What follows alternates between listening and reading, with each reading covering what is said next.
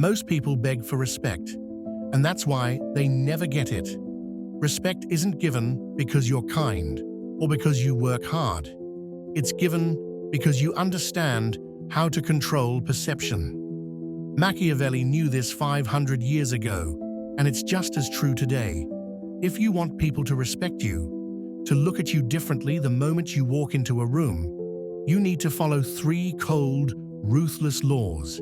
And once you learn them, you'll never live at the mercy of others again. 5 centuries ago, Niccolo Machiavelli wrote The Prince, not as a theory, but as survival. It was a handbook for rulers surrounded by enemies, betrayal, and chaos.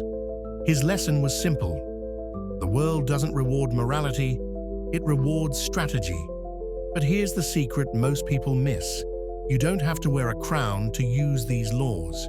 In your daily life, at work, in relationships, even with yourself, these same principles decide whether people respect you or dismiss you. Today, I'm translating 3 of Machiavelli's coldest laws into modern life, so you can stop asking for respect and start commanding it. Machiavelli's first law is brutal in its simplicity. It doesn't matter how strong you actually are. What matters is how strong you appear. Human beings judge reality by perception, not by truth. Respect, fear, admiration, these are all built on what people think you are, not on what you actually feel inside. And that's why projecting strength is more important than possessing it. Think about it. We've all been in situations where we doubted ourselves, maybe before a meeting, before asking for something, or before stepping into an uncomfortable conversation. Inside, you might be filled with hesitation, even fear. But here's the paradox. If you let that hesitation leak out through your voice, your posture, or your behavior, people don't just sense it, they amplify it. They begin to see you as weak, and once you're seen as weak, it's almost impossible to gain respect. Machiavelli understood this in politics. A prince who appeared indecisive or soft was a target. His enemies would test him, his allies would abandon him. But the prince who projected certainty, even when unsure, was treated as untouchable. The same psychology applies today.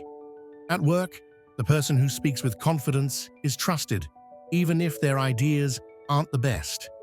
In relationships, the person who appears grounded and sure of themselves is admired, even if they quietly wrestle with insecurity. So how do you apply this? Start with your body.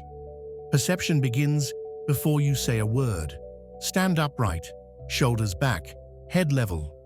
Not exaggerated, not cartoonish, but steady. Most people collapse inward when they feel weak, and that collapse signals submission. Correct your posture, and you instantly flip the signal you're sending to the world.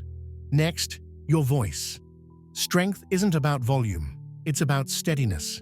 When you speak, slow down just a fraction. Cut filler words like and maybe. Even if you're uncertain, remove the verbal clutter that betrays your doubt. A calm, measured tone makes people assume you know more than you do. And here's a psychological trick Machiavelli would approve of. Decide quickly in small matters. Most people drag decisions out, worrying about being wrong. But inaction erodes respect. Even if you're wrong occasionally, being seen as decisive makes people trust your leadership. Remember, perception is stronger than perfection. Now let me make this clear. Appearing strong doesn't mean pretending to be invincible. It means controlling the signals you send so others don't weaponize your weakness. Think of a poker player. They may have a terrible hand, but they hold themselves as if they own the table. That's why bluffing works, because people respond to the appearance of certainty, not the hidden truth. Machiavelli would say, if you can't be powerful in reality, at least be powerful in perception. Over time, Those perceptions reshape reality itself. People treat you as strong, opportunities come to you, and your inner self eventually rises to match the image you've been projecting. That's the hidden beauty of this law. By acting the part of strength, you begin to grow into it. So the next time you feel doubt pressing down on you, remember this: don't show it. Stand taller, speak clearer, decide faster. Respect is not given to the one who feels strongest inside. It's given to the one who appears strongest on the outside. And if you master that, you'll notice something strange. People stop questioning you and start following you. Machiavelli's second law is one of his most controversial. It is better to be feared than loved, but best of all is to be both. At first, this sounds cruel, but strip away the emotion, and it's simply a recognition of how people actually behave. Love makes others care for you, but fear ensures they don't cross you. Too much love without boundaries breeds exploitation. People take advantage of kindness. Too much fear without respect breeds rebellion. People follow only until they can escape. The balance between fear and love is where true respect lives. Think about your own life. Have you ever been the nice one? Always accommodating, always saying yes, always putting others before yourself? At first, people praise it, but slowly you notice the tone shifting. Requests turn into expectations. Favors are demanded, not asked.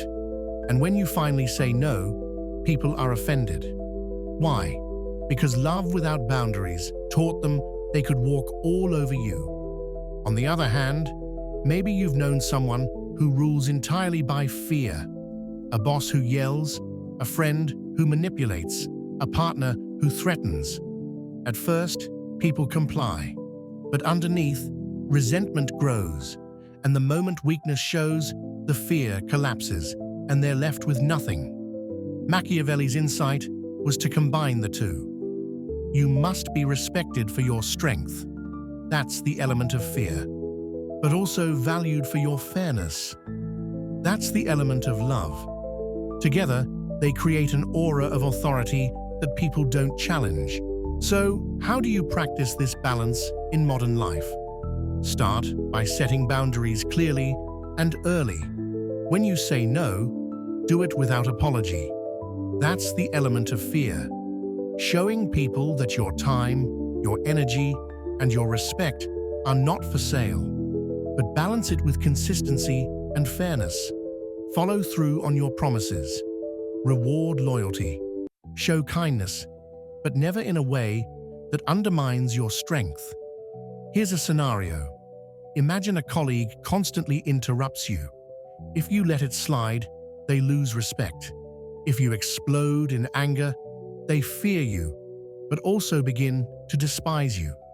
Instead, you stop the interruption calmly but firmly. Hold on, let me finish this point. The interruption ends. They sense your line, and others in the room notice. You didn't need rage, you needed controlled strength. That is the perfect mix of fear and love. Psychologically, people respect those who can punish, but choose restraint. They admire those who can be cold, but choose warmth. What they cannot respect is weakness disguised as kindness. Machiavelli warned rulers never to rely solely on affection, because affection fades with circumstances. Fear, on the other hand, creates lasting boundaries. Here's the paradox. When you establish that you can enforce consequences, people rarely force you to. The very presence of boundaries builds trust.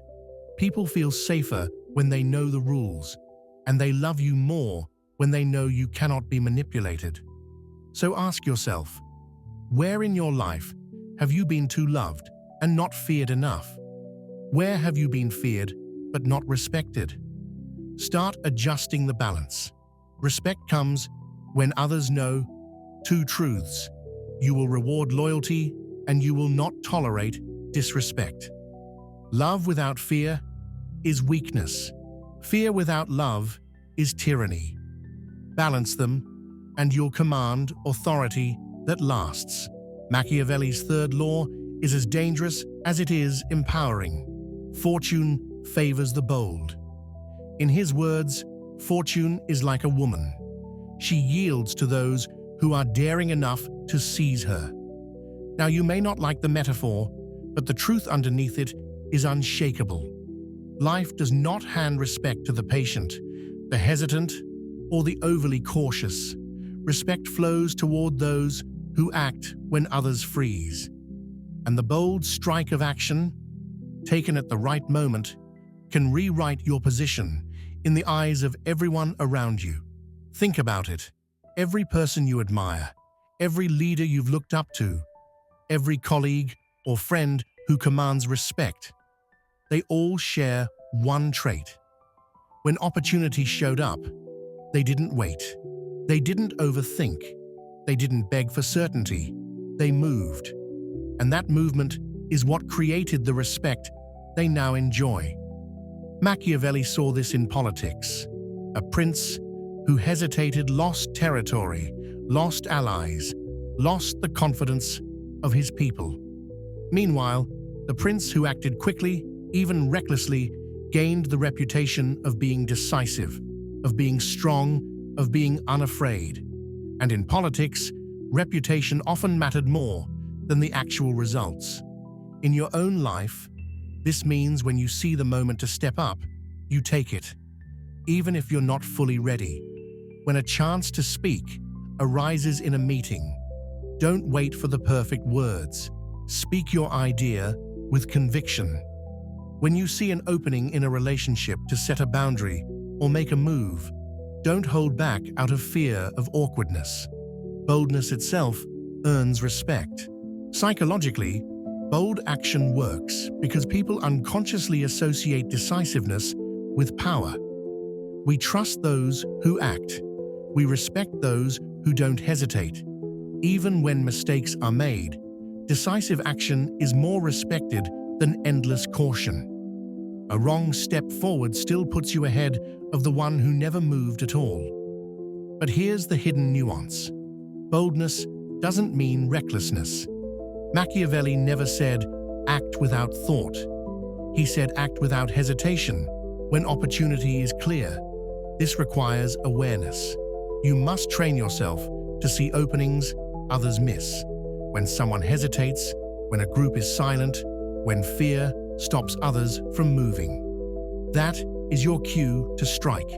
Here's an example. Imagine you're in a group and everyone is waiting for someone else to lead. If you're bold enough to step forward, the group follows you, not because you're the most qualified, but because you moved when others didn't. That single act establishes you as the one to respect. Machiavelli understood human nature. Most people wait, most people hesitate, most people fear. The one who seizes the moment controls the room. And once you control the moment, people start to believe you always should. So the next time opportunity opens its door, no matter how small, don't wait for permission. Step through boldly. Speak, act, decide. Fortune will not wait for you, and respect never comes to the hesitant. Strike when opportunity appears, and the world will treat you not as someone waiting for respect, but as someone who already commands it. So let's bring it together. Machiavelli's 3 code laws for respect are simple but ruthless. 1. Appear stronger than you feel. Control perception. 2. Balance fear and love. Reward loyalty but set boundaries. 3. Strike boldly when opportunity appears. Respect comes to the decisive. Here's your challenge.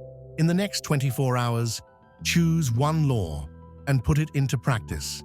Maybe it's holding eye contact. Maybe it's saying no. Maybe it's speaking up when you normally stay silent. Pick one law, act on it, and notice how differently people respond to you. If this video hit you, subscribe, because this is just the beginning. We're building a community that understands power, psychology, and strategy the way Machiavelli intended. And don't miss the next one. We're breaking down Machiavelli versus Marcus Aurelius, when to be ruthless and when to be calm. That balance is everything.